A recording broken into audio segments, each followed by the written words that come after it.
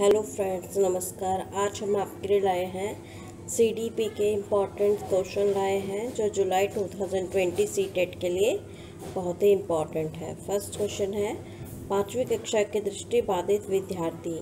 इसमें हमें 4 ऑप्शन दिए गए हैं कि साथ कक्षा में सामान्य रूप दिया जाना चाहिए और श्रव्य सीडी के माध्यम से सहायता उपलब्ध कराई जानी चाहिए, या फिर सेकंड ऑप्शन है कि साथ कक्षा में विशेष व्यवहार किया जाना चाहिए। थर्ड ऑप्शन है को कुछ निचले स्तर के कार्य करने की छूट मिलनी चाहिए। फोर्थ है कि माता पिता और मित्रों द्वारा उसे दैनिक कार्यों करने में सहायता की जानी चाहिए। सीटेट 2011 का क्वेश्चन है। इसमें हमारा दृष्टिबाधित विद्यार्थियों के लिए कौन सा कथन सही होगा? इसमें फर्स्ट ऑप्शन हमारा बिल्कुल सही है कि दृष्टिबाधित बच्चों के लिए हमें उनके साथ कक्षा में सामान्य व्यवहार करना चाहिए और श्रव्य सीडी के माध्यम से सहायता उपलब्ध कराई जानी चाहिए। चलो नेक्स्ट क्वेश्चन पे चलते हैं। दूसरा क्वेश्चन है, आपके विचार से प्राथमिक चिकित्सा का ज्ञान शिक्षक को होना क्यों अनिवार्य है? क्योंकि अगर टीचर को प्राथमिक चिकित्सा का ज्ञान क्यों होना ज़रूरी होता है? क्योंकि छात्र खेल खेल में चोट लगा लेते हैं, इसलिए सेकंड ऑप्शन है कि छात्रों को उपचार की शीघ्र आवश्यकता पड़ती है, या फिर इसके ज्ञान से शिक्षक स्वयं को स्वस्थ रख सकता है। यह उपयोग सभी शिक्षक के लिए उपयोगी है। तो इसके अंदर हमारा सेकंड का ऑप्शन नंबर सेकंड बिल्कुल सही होगा कि छात्रों को उपचार की शीघ्र आवश्यकता पड़ती है। चलिए थर्ड क्वेश्चन की तरफ चलते हैं। थर्ड क्वेश्चन दिया गया है, सीखना समृद्ध हो सकता है यदि। इसमें ऑप्शन है हमारा कि शिक्षक विभिन्न प्रकार के व्याख्यान और स्पष्टीकरण का प्रयोग करके कक्षा में अत्यधिक परीक्षाओं पर अपेक्षाकृत ध्यान दिया जाना चाहिए, या फिर वास्तविक दुनिया से उदाहरणों को कक्षा में लाया जाए जिससे विद्यार्थी एक दूसरे से अंतर्क्रिया और शिक्षक उस प्रक्रिया को सुगम बना सके, या फिर कक्षा में अधिक से अधिक शिक्षण सामग्री का प्रयोग किया जा सके। तो इसके अंदर हमारा ऑप्शन नंबर थर्ड बिल्कुल सही होगा कि जिसमें वास्तविक दुनिया से उदाहरणों को कक्षा में लाया जाए जिसमें विद्यार्थी एक दूसरे से अंतःक्रिया करके शिक्षक उस प्रक्रिया को सुगम बनाए। चलिए नेक्स्ट क्वेश्चन की तरफ चलते हैं अपने। नेक्स्ट क्वेश्चन है कि आपकी राय में केवल शिक्षक ही समाज और देश में जागृति ला सकता है? क्योंकि फर्स्ट ऑप्शन है वह सदैव पठन पाठन करता है। सेकंड ऑप्शन है कि उसका नैतिक आदर्श ऊंचा होता है। थर्ड ऑप्शन है कि वह छात्र और समाज को दिशा देता है। फोर्थ ऑप्शन है वह नवीन खोज करता है। तो फोर्थ का ऑप्शन नंबर थर्ड बिल्कुल सही होगा हमारा कि वह छात्र और समाज को दिशा देता है। चलो फिफ्थ क्वेश्चन की तरफ चलते हैं। फिफ्थ क्वेश्चन में है कि कोई भी देश तभी बड़ा माना जाएगा जब दूसरे देश की अपेक्षा उसके पास अधिक शक्ति हो, या फिर देश के अधिक से अधिक लोग राष्ट्रवादी और शिक्षित हो, या फिर थर्ड ऑप्शन होगा हमारा कि उस देश में नए नए आविष्कार होते रहे हों, या फिर फोर्थ धार्मिक कट्टरता हो। तो इसके अंदर हमारा फिफ्थ का हमारा आंसर होगा सेकंड ऑप्शन बिल्कुल सही होगा, जिसमें है कि देश के अधिक से अधिक लोग राष्ट्रवादी और शिक्षित हो। चलिए नेक्स्ट क्वेश्चन की तरफ चलते हैं। सिक्स क्वेश्चन में है, बच्चों की पढ़ाई अधिक बाधित होती है। कब बाधित होती है बच्चों की पढ़ाई? कब रुकने पर मजबूर हो जाती है? कि संयुक्त परिवार में, या फिर छोटे परिवार में, या फिर दोनों ही सही हैं, या फिर उपयुक्त में से कोई नहीं। सिक्स का ऑप्शन नंबर हमारा होगा 1। बाधित जब हो जाती है जब संयुक्त परिवार में बच्चा रहता है। सेवंथ क्वेश्चन है हमारा, आप जानते हैं कि सही बात कहने से परेशानियां आती हैं तो इसका हमारा ऑप्शन नंबर 1 है सभी बात करते रहना चाहिए इसलिए, और अवसर देकर ही कोई बात करनी चाहिए, जिसका जैसा प्रिय लगे वही कहना चाहिए उसको, या फिर किसी को कोई राय नहीं देना चाहिए। तो सेवन हमारा इसके अंदर ऑप्शन नंबर 1 बिल्कुल सही होगा कि सही बात करते रहना चाहिए। चलिए 8th क्वेश्चन की तरफ चलते हैं।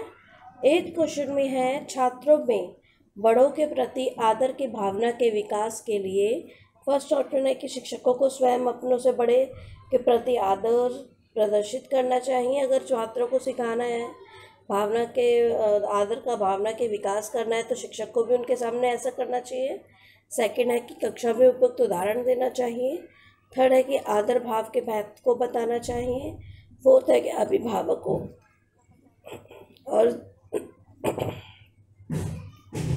अभिभावकों को यह जिम्मेदारी स्वीकार करनी चाहिए।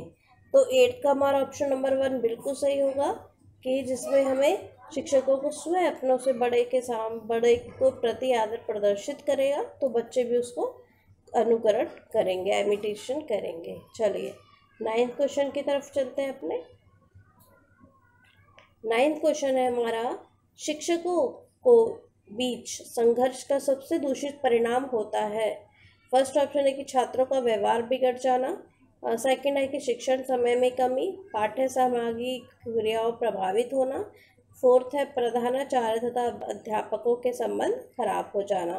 तो 9th का ऑप्शन हमारा सेकंड बिल्कुल सही होगा। शिक्षण समय में कमी के कारण क्या होता है, शिक्षण समय में कमी के कारण क्या हो जाता है कि संघर्ष करना पड़ता है, दूषित परिणाम आते हैं। 9th चलते हैं हम। छात्रों को गणित शिक्षण में कैलकुलेटर का प्रयोग नहीं करने देना चाहिए क्योंकि इससे छात्र सुविधा भोगी हो जाएगा। इससे उसकी अभ्यास शक्ति कम हो जाएगी और वह आगे नहीं सीख पाएगा। वह अपनी स्मरण शक्ति का प्रयोग नहीं करेगा। फोर्थ है कि उपयुक्त सभी। तो 10th का हमारा सेकंड ऑप्शन बिल्कुल सही है कि इससे उसकी अभ्यास शक्ति कम हो जाएगी और वह आगे नहीं सीख पाएगा। चलिए 11th क्वेश्चन की तरफ चलते हैं। भूगोल का पाठ पढ़ाते समय शिक्षक तुलना विधि का सहारा ले सकता है। इस प्रणाली से छात्रों में फर्स्ट ऑप्शन है कि शिक्षण के गुण का विकास होता है। सेकंड है कि परीक्षण के गुण का विकास होता है। थर्ड है कि सोचने के गुण का विकास होता है। फोर्थ है कि उपयुक्त सभी। तो 11th का ऑप्शन हमारा सेकंड बिल्कुल सही होगा कि शिक्षण के गुण का विकास होता है। ऐसे ही हम आगे और वीडियोस लाएंगे आपके लिए सीडीपी के, क्योंकि जुलाई 2020 सीटेट बहुत ही अपॉर्चुनिटी है सीटेट को पास करने के लिए। जो न्यू चिल्ड्रंस एंड कैंडिडेट्स आए हैं ATT या डाइट करके, उनके लिए सीटेट क्लियर करना बहुत ही अच्छा अपॉर्चुनिटीज़ है जॉब के लिए। तो आप इस वीडियो को बहुत, हमारी सीरीज़ आएंगे अभी, उसको ज़रूर देखें और हमारी वीडियो को अंत तक ज़रूर देखें। चलिए 12th क्वेश्चन की तरफ चलते हैं। 12th क्वेश्चन दिया गया है, एक शिक्षक को अपने छात्रों के नाम जानने चाहिए, इससे क्या लाभ होता है। एक टीचर को अपने चिल्ड्रंस के बच्चों के नाम क्यों ज़रूरी पता होने चाहिए। फर्स्ट ऑप्शन है छात्र गलत कार्य करने से डरेंगे, छात्र शिक्षक के अधिक संपर्क में आएंगे। थर्ड है कि छात्र अनुशासित रहेंगे, उपयुक्त सभी लाभ होंगे। तो 12th का हमारा ऑप्शन नंबर 4 बिल्कुल सही होगा कि ये सारे लाभ भी बच्चों को होंगे। चलिए 13 क्वेश्चन की तरफ चलते हैं। 13 क्वेश्चन में दिया गया है हमें कि कुल गृह कार्य समय के अंतर्गत प्राथमिक कक्षा तक के लिए कितने घंटे निर्धारित होने चाहिए। प्राथमिक कक्षा के लिए, प्राथमिक कक्षा के जो बच्चे होते हैं 2 तक के लिए, यानी कि प्राथमिक कक्षा 2 लिखा है वहाँ पर, 2 तक के लिए कितने घंटे निर्धारित होते हैं। तो 13 का हमारा ऑप्शन है कि इसमें कोई, क्योंकि उनको गृह कार्य नहीं दिया जाता तो कोई गृह कार्य नहीं दिया जाता उनको। 14 क्वेश्चन है कि व्यक्तित्व के उचित विकास के लिए बालक बालिकाएं संबंध किस प्रकार नियंत्रित होने चाहिए। फर्स्ट ऑप्शन है कि पूर्ण रूप से मुक्त एवं स्वतंत्र होने चाहिए। सेकंड ऑप्शन है कि अत्यधिक कठोर अनुशासन द्वारा, ना अधिक कठोर ना अधिक मुक्त। और फोर्थ है चाहे जैसे। तो 14th का ऑप्शन हमारा थर्ड बिल्कुल सही होगा कि ना अधिक कठोर ना ही अधिक मुक्त। 15th क्वेश्चन की तरफ चलते हैं। बच्चों को उच्च स्तर की अभिव्यक्ति क्षमता की आवश्यकता तब पड़ती है तब परिस्थितियों के संदर्भ कमज़ोर हो और वे डैश मांग करें। किस चीज़ की मांग करेंगे जब बच्चे उच्च स्तर की अभिव्यक्ति क्षमता की आवश्यकता पड़ती है। तो 15th का ऑप्शन हमारा सेकंड बिल्कुल सही होगा कि संज्ञानात्मक की मांग करेंगे। किसकी? कॉग्निटिव्स। ठीक है। 16 क्वेश्चन है हमारा, छात्रों को विधि के अनुसार दंड किस परिस्थिति में दिया जाना चाहिए। फर्स्ट है कि जब पढ़ने पर ध्यान नहीं देते हैं, या फिर सेकंड है जब वे ऐसा कार्य करता है जिससे समाज को हानि पहुंचती है। थर्ड है कि फर्स्ट और सेकंड दोनों, फोर्थ है कि अपेक्स में से कोई नहीं। तो 16 का हमारा इसके अंदर ऑप्शन नंबर सेकंड बिल्कुल सही होगा कि जब वह ऐसा कार्य करते हैं जिससे समाज को हानि पहुँचे तो उनको विधि के अनुसार दंड देना आवश्यक है। चलिए 17th क्वेश्चन की तरफ चलते हैं। 17th क्वेश्चन दिया गया है, प्रकृति सर्वोत्तम शिक्षक है, इस कथन का अभिप्राय क्या है? प्रकृति सर्वोत्तम शिक्षक है तो इससे हम क्या समझते हैं कि अध्यापक को प्रकृति से शिक्षा लेनी चाहिए, या फिर प्रकृति के मध्य अध्यापक स्वाभाविक रूप से पढ़ा सकता है, या प्रकृति के नियमों के अनुसार छात्र सहज ढंग से सीखते और अनुभव करते हैं, या फिर बच्चों को प्राकृतिक वातावरण के छोड़ देना चाहिए। तो 17th का हमारा इसके अंदर ऑप्शन नंबर थर्ड बिल्कुल सही होगा कि प्रकृति के नियमों के अनुसार छात्र सहज ढंग से सीखते और अनुभव करते हैं। चलिए 18 क्वेश्चन की तरफ चलते हैं। प्रतिभाशाली बालकों को नामांकित सहायता भी दी जा सकती है। किस तरीके की सहायता दी जा सकती है प्रतिभाशाली बच्चों को? ये विशिष्ट कक्षा और विद्यालय में शिक्षा, प्रभावी निर्देशन, व्यक्तित्व या उपयुक्त सभी। तो 18th का हमारा ऑप्शन नंबर फोर्थ बिल्कुल सही होगा कि प्रतिभाशाली बालक को ये तीनों ही व्यवस्थाएं दी जानी चाहिए। चलिए 19th क्वेश्चन को पढ़ते हैं हम। किस अवस्था के सामाजिक विकास में यौन विरोध की भावना पाई जाती है? फर्स्ट है शैशवावस्था, सेकंड है पूर्व बाल्यावस्था है, थर्ड है उत्तर बाल्यावस्था, फोर्थ है किशोरावस्था। तो 19th का ऑप्शन नंबर थर्ड बिल्कुल सही होगा कि उत्तर बाल्यावस्था में सामाजिक विकास में यौन विरोध की भावना पाई जाती है। 20 क्वेश्चन पढ़ते हैं हमारा कि एक विद्यार्थी अपने पास पारिवारिक समस्या लेकर आता है, एक अध्यापक के रूप में आप अगर एक बच्चा अपने परिवार की समस्या आपके सामने लेकर आएगा टीचर के सामने, तो टीचर को क्या करना चाहिए? उस पर ध्यान नहीं देना चाहिए, या फिर उसे बताएंगे कि इस समस्या का संबंध स्कूल से नहीं है, इसके बारे में उसके परिवार से बात करेंगे, या फिर उसे ठीक से सुनेंगे और उसको उचित सलाह देंगे। तो 20 का हमारा ऑप्शन नंबर फोर्थ बिल्कुल सही हो कि हम बच्चे को ध्यान से सुनेंगे और उसे उचित सलाह देने का प्रयास करेंगे। चलिए 21 क्वेश्चन पे चलते हैं। 21 क्वेश्चन दिया गया है हमें, शिक्षण अभ्यास क्यों आवश्यक है? फर्स्ट ऑप्शन है कि इससे शिक्षण के लिए आवश्यक आत्मविश्वास प्राप्त होता है, इससे वाक्य चतुरता का विकास होता है, इससे विभिन्न शैक्षिक परिस्थितियों में समायोजन का अभ्यास होता है, उपयुक्त सभी सही। तो 21 का इसके अंदर ऑप्शन हमारा फोर्थ बिल्कुल सही होगा कि जिसमें क्या दिया गया है कि इससे शिक्षण के लिए आवश्यक आत्मविश्वास प्राप्त होता है और इससे वाक चतुरता का भी विकास होता है और इससे विभिन्न शैक्षिक परिस्थितियों में समायोजन का भी अभ्यास होता है। चलिए 22 क्वेश्चन की तरफ चलते हैं। 22 क्वेश्चन दिया गया है कि आपकी राय में शिक्षा के किस स्तर की समस्याएं अधिक होती हैं, अधिक महत्वपूर्ण होती हैं? तो फर्स्ट ऑप्शन है कि प्राथमिक स्तर की, सेकंड है कि माध्यमिक स्तर की, थर्ड है कि उच्च स्तर की, और फोर्थ है कि तकनीकी शिक्षा की। तो 22 का हमारा ऑप्शन नंबर 1 बिल्कुल सही होगा कि जिसमें कि शिक्षा के किस स्तर में समस्या अधिक महत्वपूर्ण होती हैं। तो प्राथमिक स्तर में शिक्षा की समस्याएं अधिक महत्वपूर्ण होती हैं। 23rd क्वेश्चन दिया गया है कि शिक्षण के किस उत्तम विधि निम्न में से कौन सी है? शिक्षण की सबसे उत्तम विधि क्या है? भाषण विधि या पाठ्य पुस्तक विधि, प्रोजेक्ट विधि या पर्यटन विधि? तो 23rd का हमारा ऑप्शन नंबर 3 बिल्कुल सही होगा कि शिक्षण के लिए प्रोजेक्ट विधि बहुत ही सही है। चलिए 24 क्वेश्चन को देखते हैं हम।